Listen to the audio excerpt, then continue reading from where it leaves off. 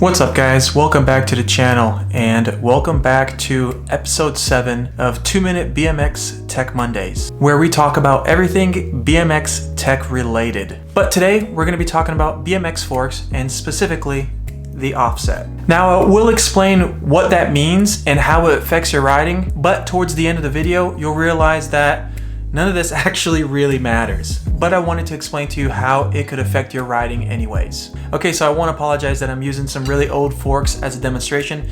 These are my old pitchforks from a bike that I had 23 years ago. I will be rebuilding that bike, so if you want to see that video, make sure you're subscribed to the channel. Okay, so what is offset? Essentially what the offset is the measurement from the middle of the fork to where your axle will be attached to the fork itself, right? So typically the lower the number, the easier it is to hop into things like nose manuals. It can also help with your handlebars being a little more responsive, which means it should be a little bit easier for you to do bar spins. So what this also does is reduce the overall length of the entire bike, which means it's easier for you to do things like 180 bars or 360s, anything like that. So typically longer bikes or maybe forks that have offsets around 30-32 tend to be a little bit easier if you're a trails rider or even a park rider, because it allows you to be a little more stable while you're in the air. All right, so let's talk about a couple riders and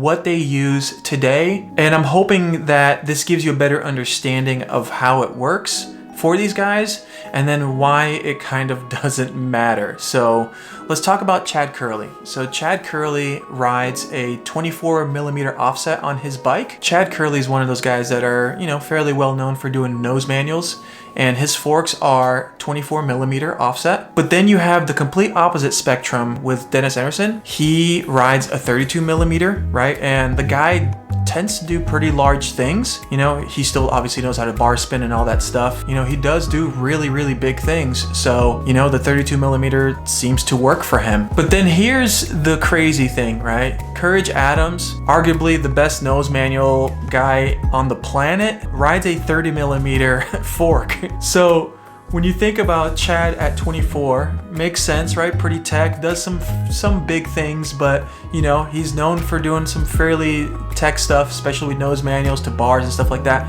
24 works. Then you look at guys like Enarson, where he is 32mm on his forks.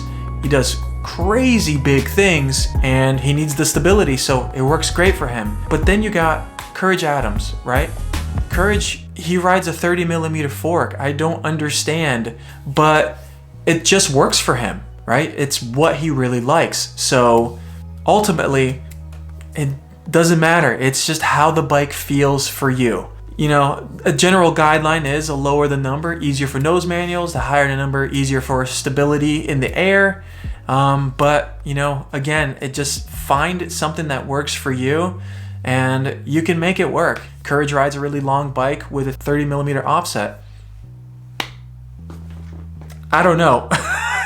But thank you guys so much for watching. I hope I somewhat helped you understand offsets a little bit, but I still think you should take that into consideration, right? If it's something that you want to consider riding, which is like tech stuff, try a little bit lower of an offset and go from there. You'll find something that you like. So thank you guys so much for watching. I'll see you in the next video. Peace.